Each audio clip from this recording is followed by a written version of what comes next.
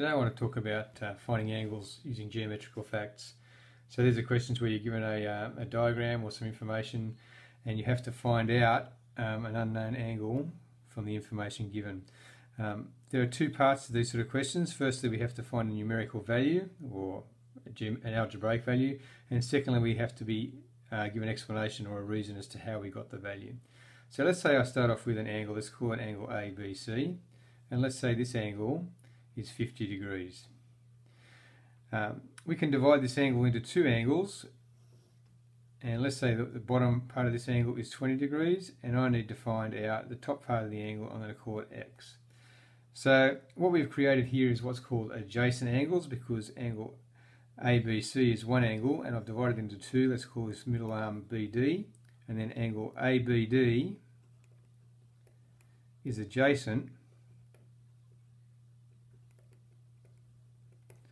to angle DBC. Remember, adjacent angles are angles that share a vertex and share an arm. To find out the value of X, I know that X plus 20 degrees has to add up to 50 degrees because they're adjacent angles, and so I write that reason after my statement, adjacent angles.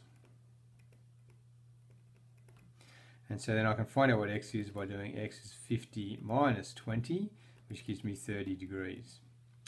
A second situation I might have is where I'm told what one of the angles is. Let's say this is a right angle, and I need to find, again by adjacent angles, what the size of the other angle is. So let's say that this angle here is 25 degrees, and I need to find this angle here. Let's call it M.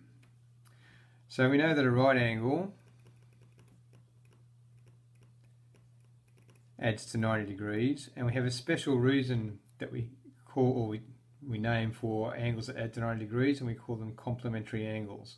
So in this situation I can write that M plus 25 degrees has to equal 90 degrees, and that's because they are complementary angles. So I write that reason after my statement. And then I can work out what M is by doing M is going to be 90 minus 25 to give me 65 degrees. Okay, another situation we can have is if we've got a straight line, and any angles on a straight line will have to add up to 180 degrees. So a straight angle or straight line equals 180 degrees, and again we have a special word for this type of angle. Angles that add to 180 degrees are called supplementary angles.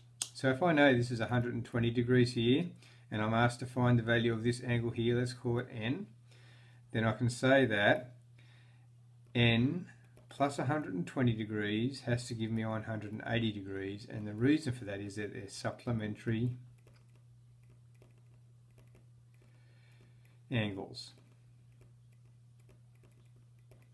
And so again I can just do my algebra here and go that if N plus 120 has to equal 180, then N will be what I get when I subtract 120 from 180, and so in this case I get 60 degrees. A final situation I want to look at is if I've got a hold of lines that meet at a point, then they must all add up to 360 degrees, because a revolution